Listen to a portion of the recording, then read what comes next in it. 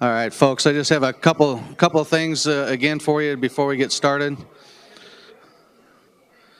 On that Google Drive, you're going to see a document in there that says articles and extra information or something like that.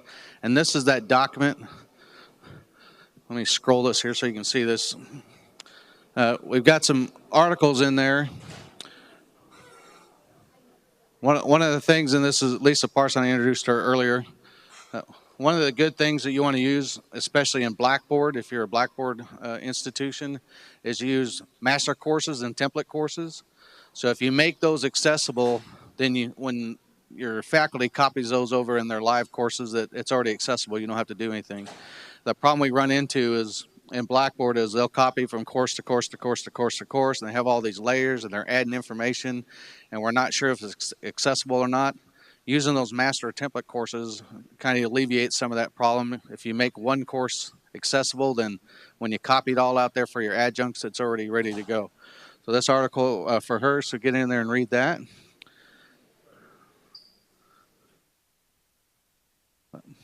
Here at WSU Tech, we have an accessibility plan, and we kind of laid out the steps that worked for us in providing that plan and the training for our faculty, so feel free to read that. There's some good information in there. You can always contact us if you need help in those areas.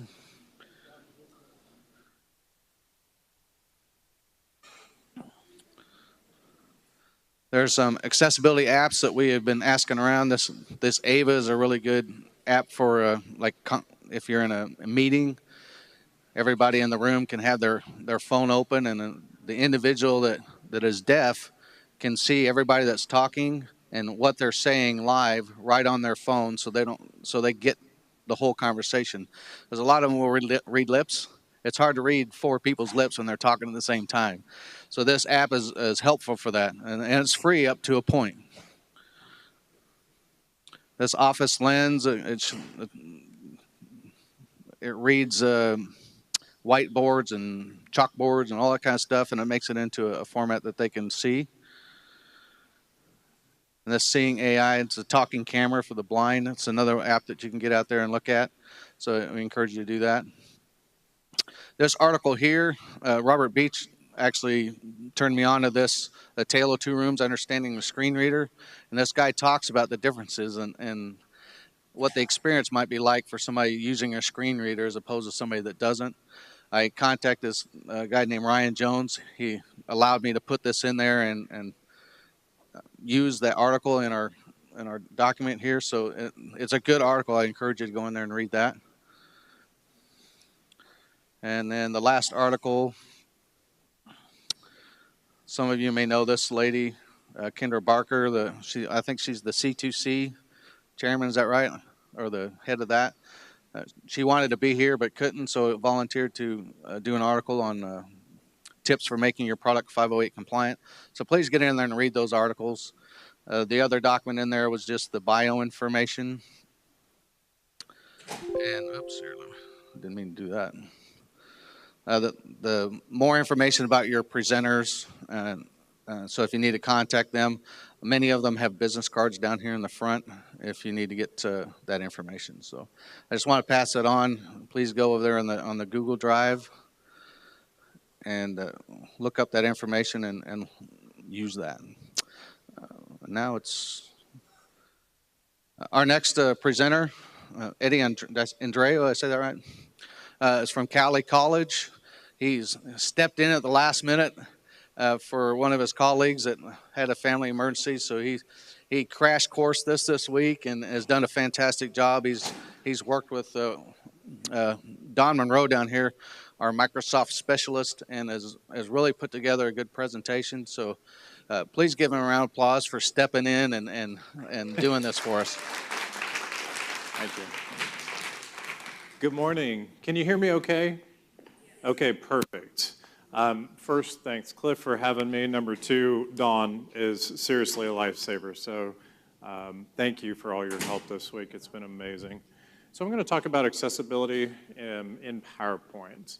And I'm going to step away from it's okay. I'm actually going to, yeah. I'm going to step out of the presentation mode because I want to spend a little bit more hands-on time with you and kind of take you through some of those steps. So hopefully that's going to be more helpful than just showing you some screenshots.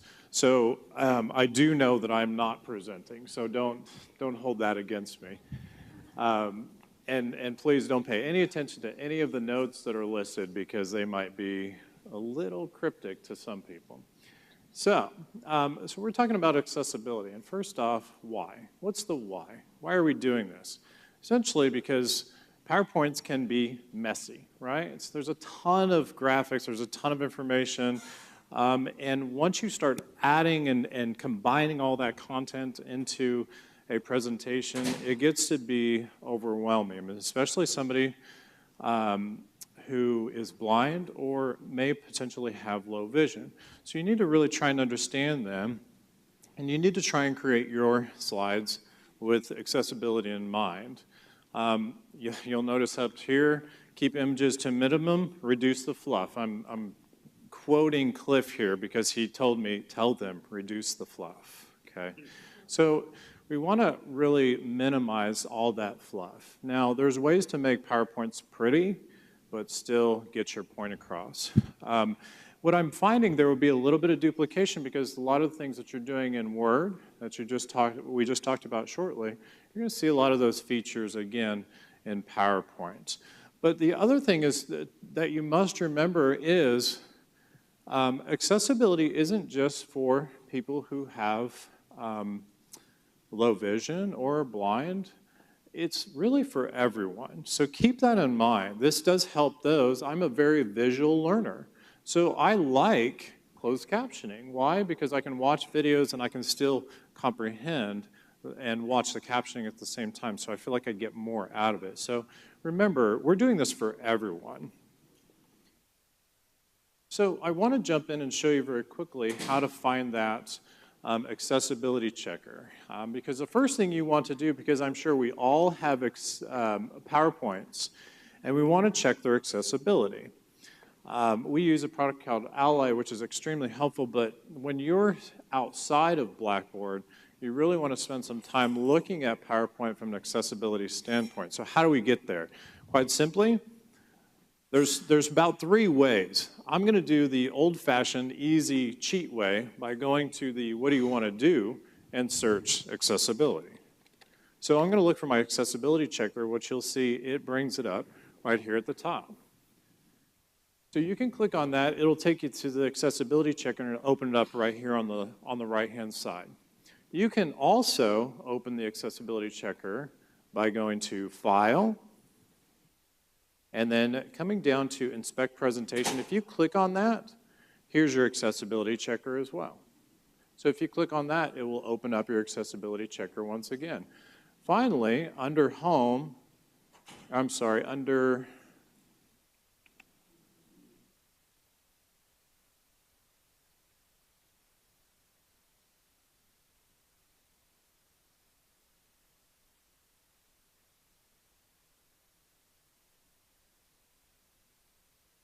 I just lost it.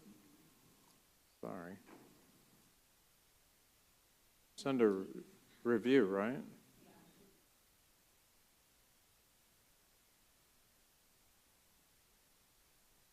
Yeah.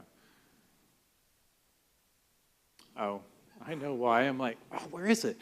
It's on my tablet. So I've added it. Don graciously helped me add that. So that's something that you can also do. And again, customizing your ribbons or customizing your shortcuts, as we talked about just a short time ago. So there's several ways of getting to it. Again, I like the shortcut version or from the file version or setting up your ribbons. Again, all of that is helpful, but the main thing is this allows you to check for your accessibility. And again, this is what your accessibility tab will look like in PowerPoint. So on the right-hand side, you'll see some errors, if you will. But the main thing is it takes you through that process to check what's accessible and what's not. So what does that look like? It looks like this. And again, you'll see that on here on the right-hand side, missing alt text, missing slide titles. I did correct my slide titles, and we'll talk about ordering of title, or of the order that a screen reader reads that here in just a minute. And I think that's really important. It's important for me to quickly learn that just a few days ago. But the accessibility checker, it does. It helps you determine any errors. It makes sure your slides have unique titles. And it also uses a slide layout tool for your design. And again, we'll come back to that. I'm going to get into the actual organization here in just a minute. Next up is text. So one of the things that we as instructional designers, I'm an instructional designer by trade, online teacher. What do new instructors love to do? Well, they love to add a lot of color, right? To make things really bright, shiny. We as instructional designers tend to help instructors stay away from that because it can be very hard to read. As you can see here, red on green, green on magenta, green on red, those are very difficult to see. So you want to minimize the colors. You also want to have about an 18 point or larger. So the state of California actually says 24 point. And you do not want to use colors to emphasize words, and definitely stay away from those vibrant colors. Dr. Spear will be in this afternoon to talk about more accessibility things, but I'm not going to say I stole this from her because she definitely gave it to me, but this is a really great thing that WSU and WSU Tech has developed. So this is a sticker that goes on the whiteboard in your classroom. And why is this important? Well, think about this. So if I put this on the corner of my blackboard, or of my whiteboard, it tells me what size my letter should be for somebody that's all the way in that back room. And why is that important? Well, here's why. Let me show you very quickly different font sizes. So font sizes are important because you need to make sure that the person in the back room can actually read that, okay? And this little sticker actually provides that accessible text size guideline, okay? So this is really helpful. I think Carol and Dr. Spear, she might even bring some of these. So don't tell her I showed you. So be really surprised if she shows you. What else? The common best practice for font is obviously sans serif. Here's the different types of, I tried my best. I think there was one, the Optima, that didn't come across, but you can tell these are all in their native fonts, in Arial, Verdana, Century Gothic. You can tell there's little variations to them, but they're all very similar. So these are all very appropriate, and they work well. Dawn, she'll probably talk about this, but she wanted me to describe the font lettering without the curly cues. So that's what the serif is, right? And it provides more spacing between the letters. So you want to choose one of these, but again, trying to stick with one of these that's going to be more similar and more easy to read for your students. Any questions so far?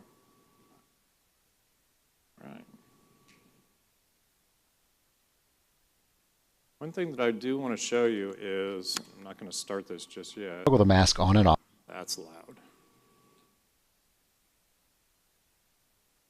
If you want some help, there's actually a Chrome extension. It's called Color Contrast, or it's a Color Contrast Analyzer. It's a real simple tool, and I'll show you how it works. This is a really big description of it. This extension allows you to analyze text color contrast problems on a website according to WCAG2, blah. It's all in the notes if you'd like to read those. I'm not going to read it to you, but this gives you sort of an idea of what it's going to help you analyze in a presentation or on your website. So let's take a quick shot of that and quickly understanding what that looks like. I'm not going to make you watch the 10-minute video, but we'll start right about here. So let's go see this tool in action. So here I have a sample web page where I want to test some of the elements for color contrast accessibility. To do that, I'm going to come over to the tool, select Capture Page Region, and use my mouse and select the area of the page I want to analyze. Choose OK. Once it's done, it's going to show me an outline of all the items on the page that have enough contrast to meet the given conformance level. In this case, I had chosen level AA conformance for small non-bold text.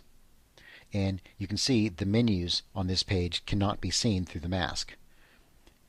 And you can toggle the mask on and off to see what items appear and disappear as you turn it on and off. And that will show you what items don't have enough contrast for the given conformance level. Here's another page, and this one demonstrates a tricky problem to figure out with color contrast. In this case, I've got text over top of a background image. So the background color is constantly changing, so how do I know if there's enough contrast throughout all of the text? To analyze it, I'm going to come click on the tool and select Capture Page Region, then select the text and choose OK. And once the analysis is done, we can see in the text that it starts to disappear right here with the outlines. So if I hide the mask, we can see that's right where that white text is over probably the lightest part of the background. Now to accurately analyze this text here, this really isn't small text here, this is medium text or large text. So I can change my conformance level to AA, medium, bold, or large text, and I can rescan it. And I can see now it looks much clearer with the outlines because I'm using a more accurate measure for that size text. Coming back to this page, I want to show you one example of when it's useful sometimes to use a larger pixel radius for your analysis. So I'm going to choose the tool and choose Capture Page Region. This time I'm going to grab the text where it says NC State University. So this text within an image is technically part of our brand, so the WCAG 2 color contrast rules don't actually apply to it, but it very nicely displays a principle I'd like to show you. So this gives you kind of an idea of what this, this contrast analyzer can do for you. And you can, again, if you're using Chrome, all you have to do is go to Color Contrast Analyzer. Search for that. It will come up as one of the Chrome extensions here. And that same video, if you want to watch the whole 10 minutes, it's on here. But I think it's a really helpful tool. Eddie, could I ask a question? Absolutely. Actually, more of a clarification. We have a number of staff members here who haven't gone through some training with us yet. Could you explain what they're talking about when it says the AA category? And where are you? Oh, I'm up here you here. go. Sorry. So, that's okay. Helps me when I have the mic. Sure, absolutely. I am sorry, I am not prepared to answer that question, nor am I an expert in that. So, anyone else want to jump in? It's a good question. Okay. You stumped the room. Well, maybe I can help. So for those of you who aren't aware, the WCAG requirements for the law for Refresh 508 is that as an academic institution, we need to be at level AA. So there's different levels of this particular categories. We as an institution are striving for AAA if we can get there, but we'll be happy with AA. Good. Rob, did you want to say anything else? I thought. Yeah. WCAG, in case you're wondering, that's Web Content Accessibility Guidelines, and 508, which is federal law. Robert, let's do the microphone there. Thank you. WCAG, or the Web Content Accessibility Guidelines, if I can untangle my tongue here. Those were developed by World Wide Web Consortium. They've now become law under the 508, so they're no longer guidelines, they're actual law. And that's the standards that have been adapted by federal law and also by the state of Kansas. We are under those guidelines. 2.1 was just released, I think, last week or the week before. So that will be changing some, but AA is the middle of the road standard. A will not get you there in any kind of legal complaint, and AAA, if you're at AAA, you're really setting good in any kind of legal complaint. Thank you, Robert. Thank you, Robert. Good question, Trish. All right, so next off, we'll talk about alt text. And again, we mentioned it, or Robert mentioned it just a few minutes ago. Very simple, same process for alt text. right-click on that picture, selecting the select format picture, and then giving it a description. One thing I want to warn you is that if you're using any type of smart art, squares, or chart elements, that you have to make sure that you're on the image, because what you can do is essentially miss the image and not give an accurate description of that particular image. So be very careful about that. Again, Don will discuss charts in just a little bit, so I'm not going to get into too much detail. Now, we did have a great discussion about using essentially decorative. There's a decorative button option that's coming because at times there might be some decorative images that you want to use, but you must label those as decorative. And we've fiddled with it back and forth on several different computers, several different programs. We found it was buried, really, truly buried. But I think under, and here's a good example of that. If you right-click on this picture and you format it, and you go to the alt text here, eventually the decorative image box will show up here in that in this area. It'll be an actual check box. So you just check it, and it'll label it as that for the screen reader. Let me also say, when you're giving a description for an image, make sure you're putting the description in the description box and not the title. I have a question. Yes. And I admit, having said all of that, it's all right. I'm only about 5 days ahead of you. Perfect. Okay, my question is this. If you were using a reader, is the reader going to read the title or the description or both? Please help. You're not.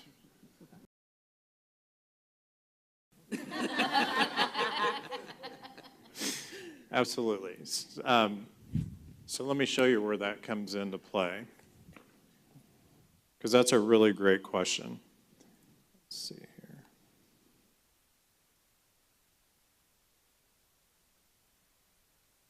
Yeah.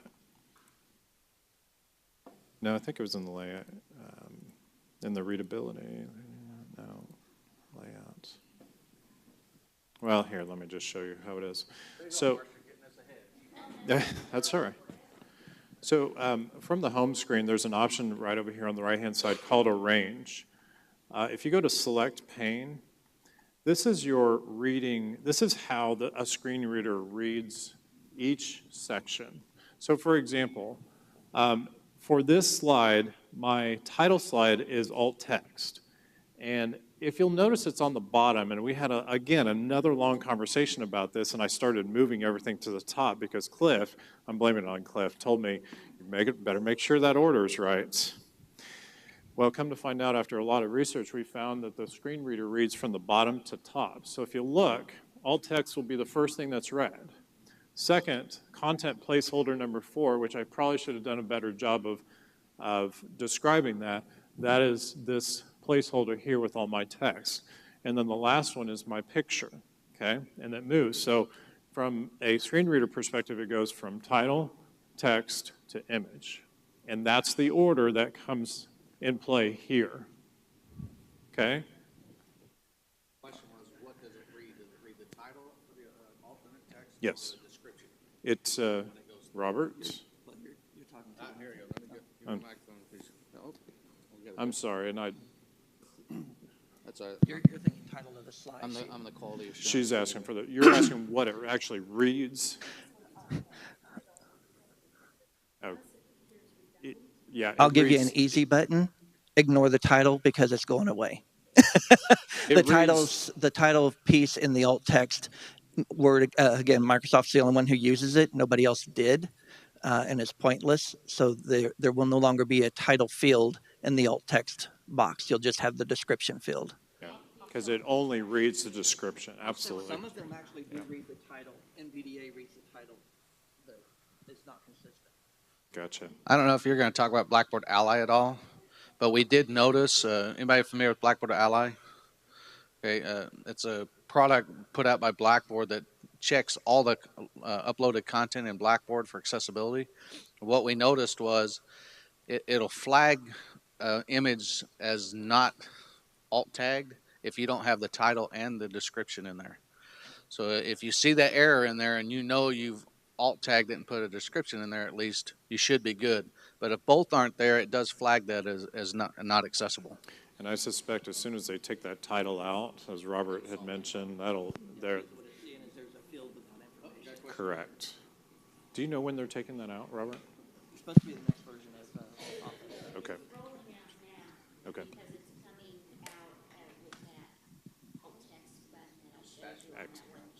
The decorative, great, thank you. Does the layout of the slide have any effect on what the alt text reads?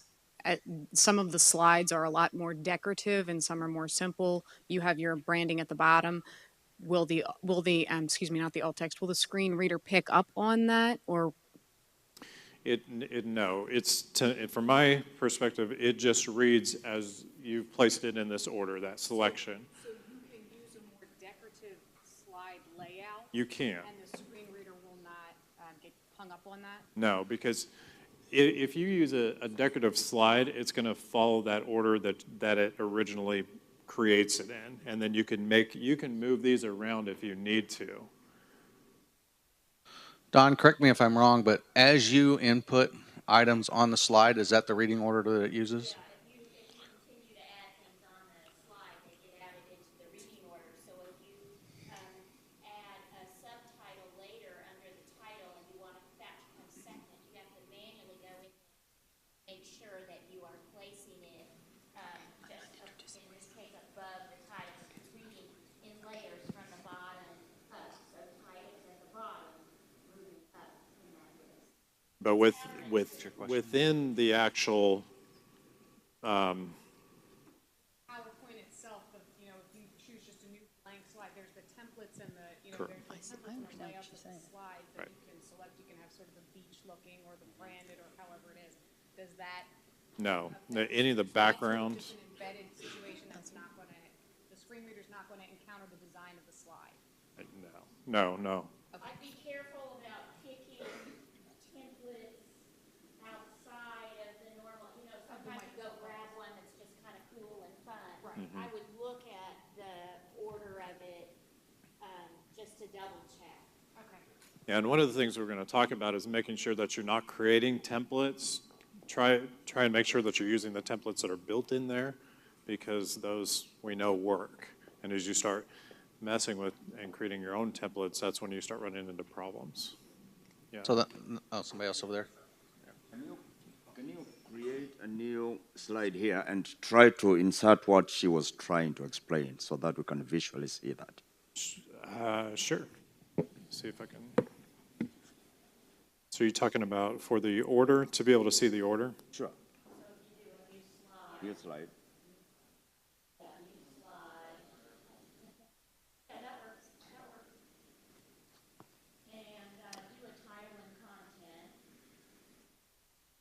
Okay, so you've got your title and then your content placeholder. So it's going to, Let's say you add a text box now on top of that.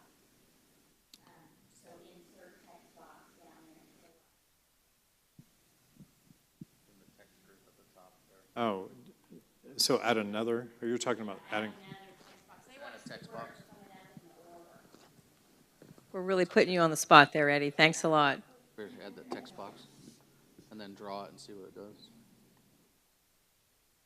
Not draw it. Not got to draw it in that placeholder, is it? There we go. This is ridiculous. Oh, there it goes. so it adds it as number 3. Give Robert the microphone. He's talked too much already, I think. My point was just inserting a text box, even though it's in the read order, it's not going to be accessible. Text boxes are not accessible. What you would need to do is create a slide that has placeholders. You need to add placeholders, not text boxes. So thank you, Robert. You just created a whole bunch of work for people. All right. Just saying. This question is for Trish or for Cliff. If we're doing our alt text and the title is going away, do we need to waste our time titling it? Can we just put everything in the description and be done?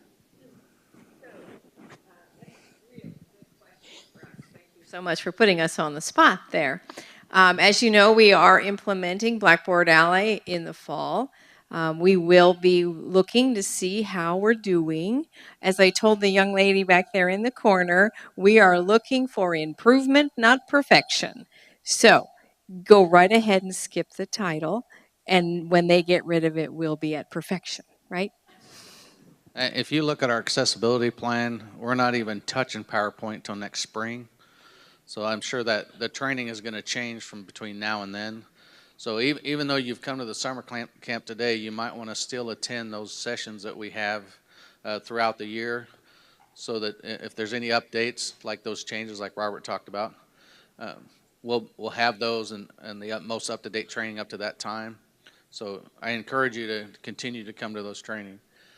I have another question about the order.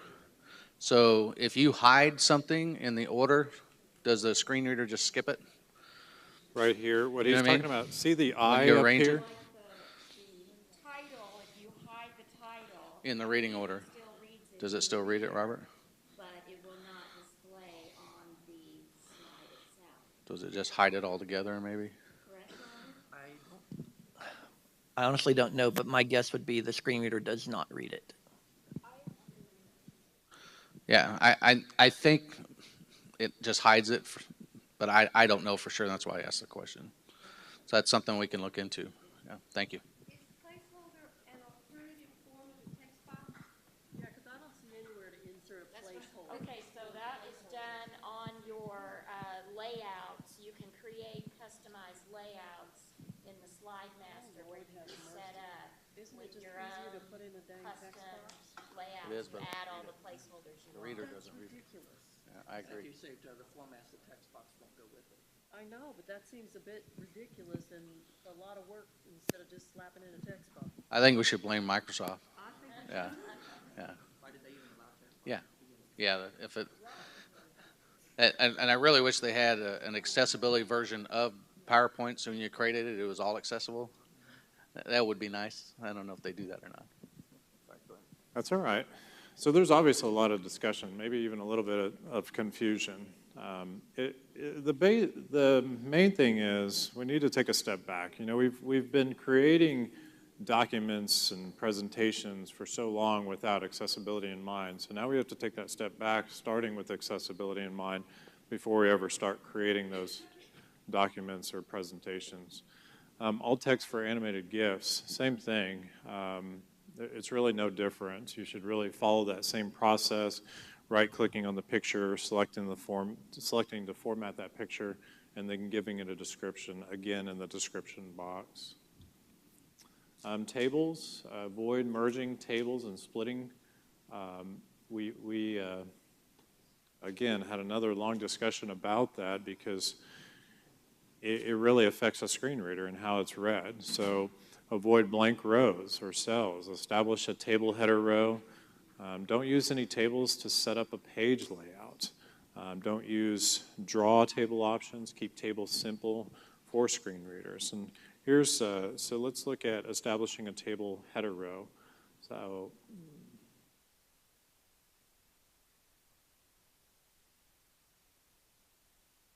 again, looking at your design tab, if you click on the header row checkbox on the table tools,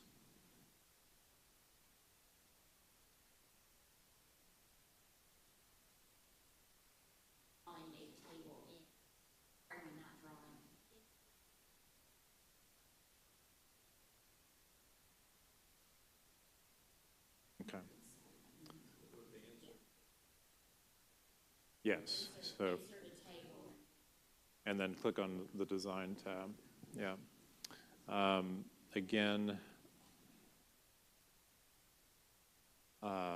not to use tables to set up as a page layout. I know that Dawn mentioned that she's seen resume templates set up this way and it gets really messy for a screen reader. and then draw a table option. Most people don't use this option anyway, so you really want to use the Insert tab and insert your table, okay? Always starting from that table.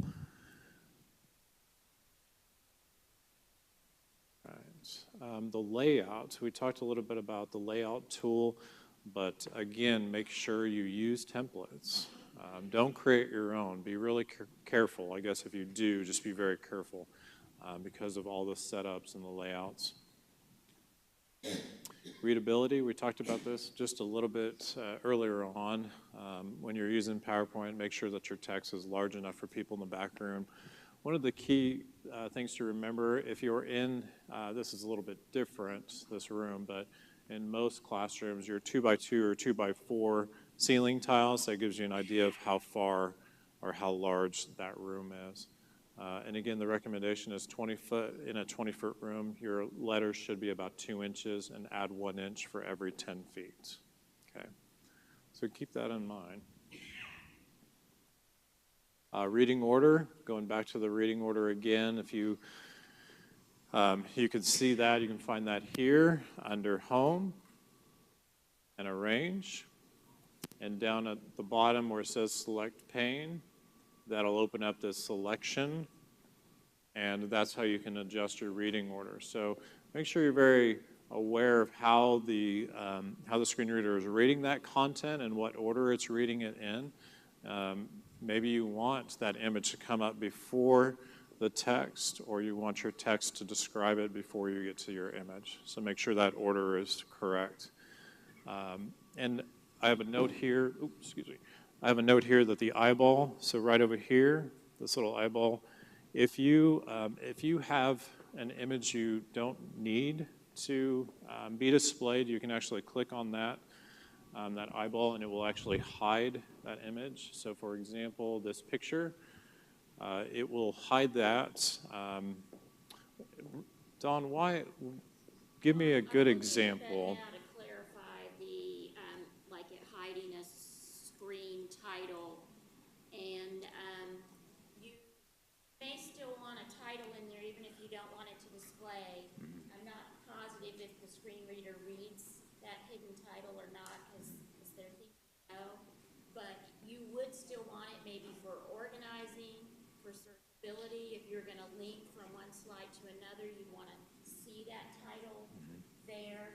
So having the title is probably a good idea, but you could eyeball and turn it off if necessary. Robert, what do you find in your, from your perspective?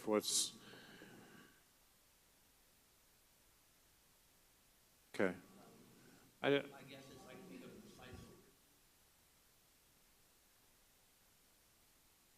Gotcha.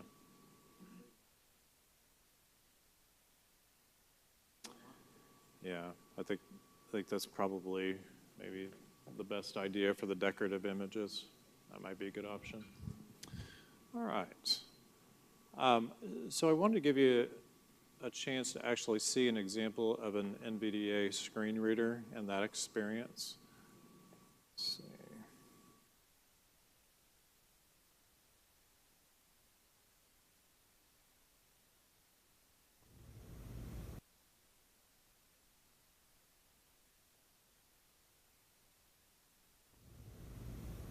Slideshow Slide 2. Why PowerPoint presentations tend to be highly visual, and people who are blind or have low vision can understand them more easily if you create your slides with accessibility in mind. From MS Office Support Plus, it makes it easier for everyone to read the slides. Slideshow Slide 3, check for accessibility. Check for accessibility bullet, click on File bullet, check for issues bullet, check accessibility content placeholder, how to find accessibility checker. Slideshow Slide 4, accessibility checker. Accessibility checker bullet, click on the errors to fix individually bullet, make sure your slides have unique titles bullet, use slide layout tool for design content placeholder, example of accessibility checker with errors. All right, so that gives you kind of an idea of an experience, or what you can experience with that NVDA screen reader. The other thing that I did find, and I feel bad because I keep taking bits and pieces from probably other presentations, but there is an option, an actual speaker. So if you go to your more commands here in your quick launch, and you go to all commands, you can actually bring up a speaker and add that to your quick launch.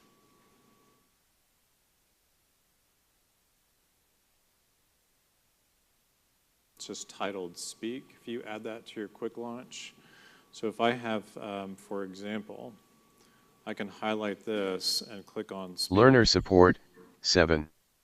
7.2 course instructions articulate or link to the institution's accessibility policies and So that gives you a nice little option to actually hear what you've written. I don't know about you, but sometimes when you write things, it makes sense to you, but sometimes hearing it may make a difference. So looking at rubrics, there's different organizations that are now supporting accessibility. I know Quality Matters has been a part of this initiative for several years now. It includes at least three of the specific standards, one for learner support, which is 7.2, and the other two is part of accessibility and usability, which is 8.2 and 8.3. Another program or option is the Blackboard Exemplary course rubric, and that too looks at course materials following specific formats to ensure accessibility. So there are programs out there to help you as an instructor kind of guide you in creating those quality online courses with the idea or the understanding of accessibility in mind. So here's some final thoughts. Again, keep in mind the student. We had a student this semester, actually the student is still with us, who had a lot of trouble with contrast, color contrast, to where she was looking at images that were on a white background, or not images, but letters, words on a white background, black lettering. She would, for a long period of time, she would start getting migraines. So we worked one-on-one with that student to create documents that were more higher contrast with more of a black background, yellow lettering, and that really that helped her tremendously. So you have to really consider the student and work with them, work with their needs, because every student who has these type of needs is unique. They all have something that might be different, and we want to support them as best we can. Now, not all need accessibility, but it can help all. Again, this isn't just about those that are in need. This is for students that are visual learners or auditory learners. So you want to make sure that you're doing this for all of your students, not just those in need. Do not rely on the accessibility checker in Microsoft Ally, or you do it.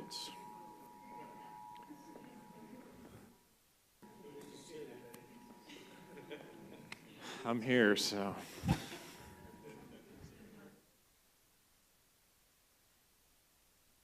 That was perfect timing, right? For those of you that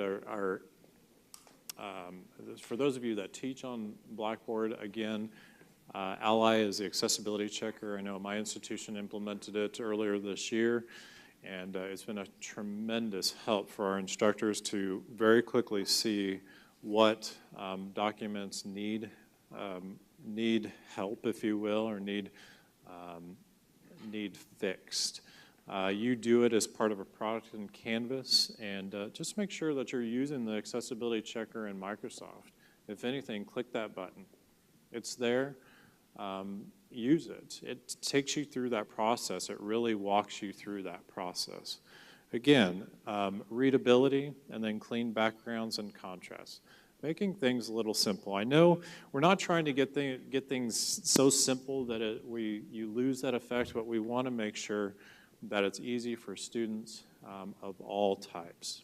Any questions? Any other final thoughts, discussions? Yeah.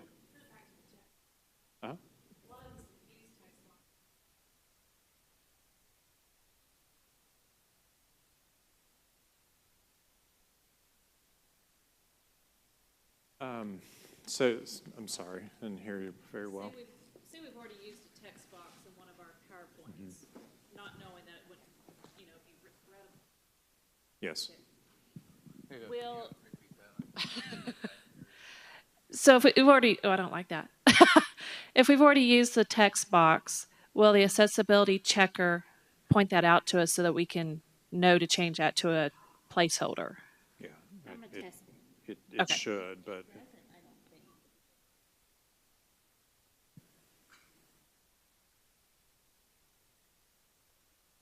Yeah, I'm gonna test it here before I get up there. it's a good question.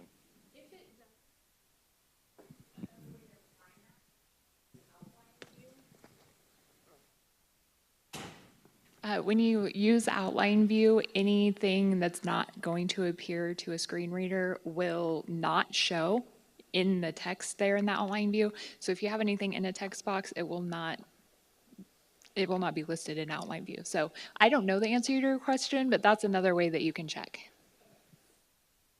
Thank you for that question. When you convert your PowerPoint of pictures, I do art.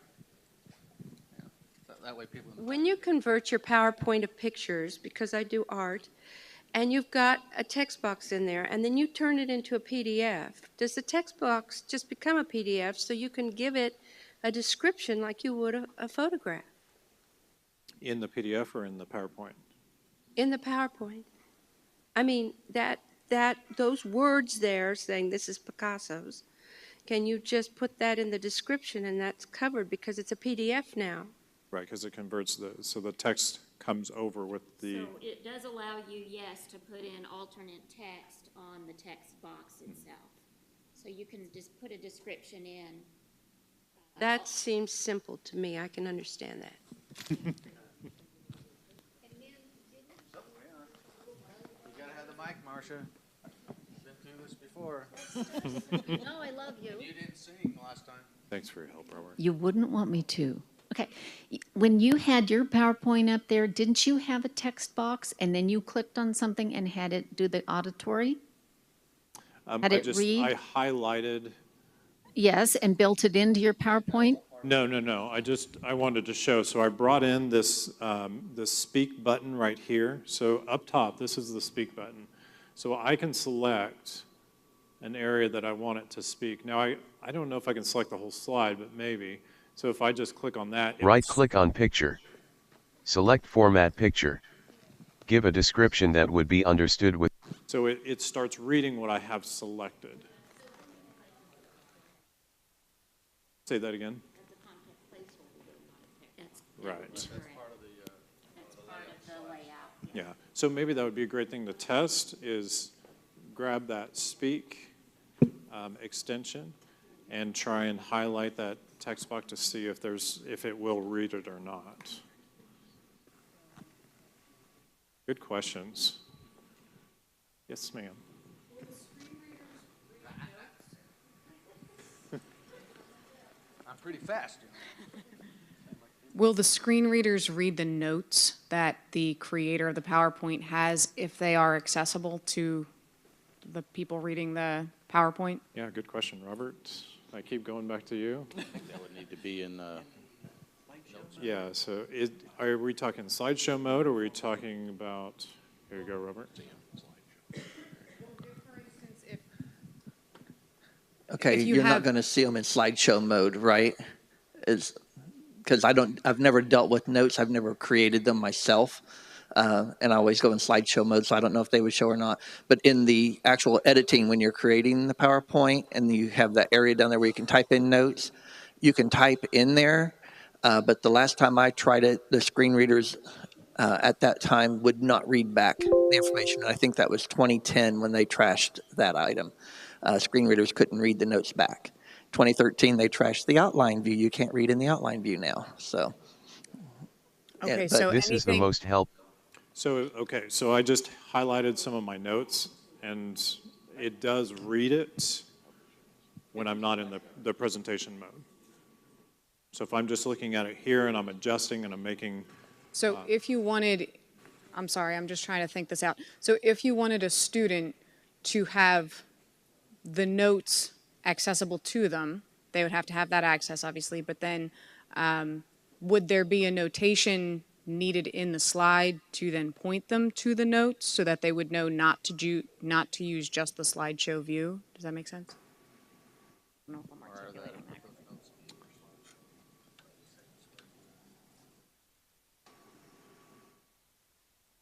It's a good question. It's something we can look at for, especially for our training here at WSU Tech. We'll look at that and we'll Okay, pass thank that you. on too. That's another great question. Don's down there taking notes. We expect a full report, Don, Yeah. by the time we're done. He said you're going to provide a full report of those notes that you're taking. For those of us that have used text boxes, is there an easy way to switch that to a content placeholder without having to copy and paste and change the layout and the whole bit?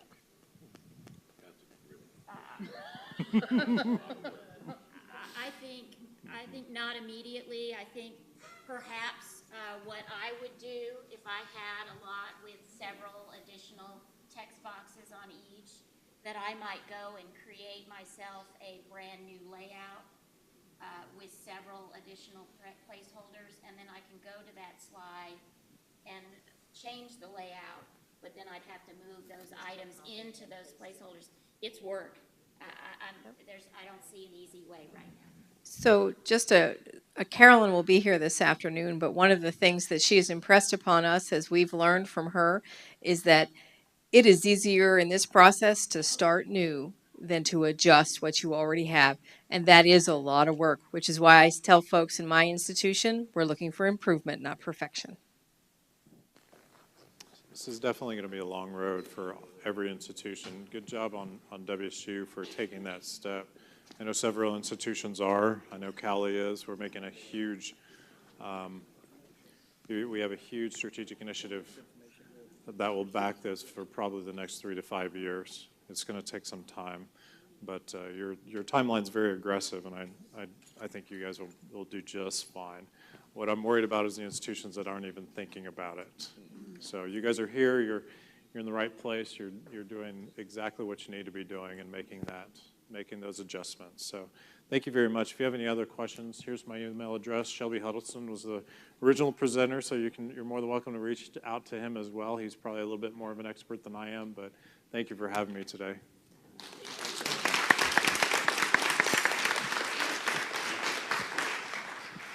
All right, we got one more presenter before lunch. So take a couple minutes to get some more coffee, or please eat up all those pastries and fruit. You guys get down here and pick out, please.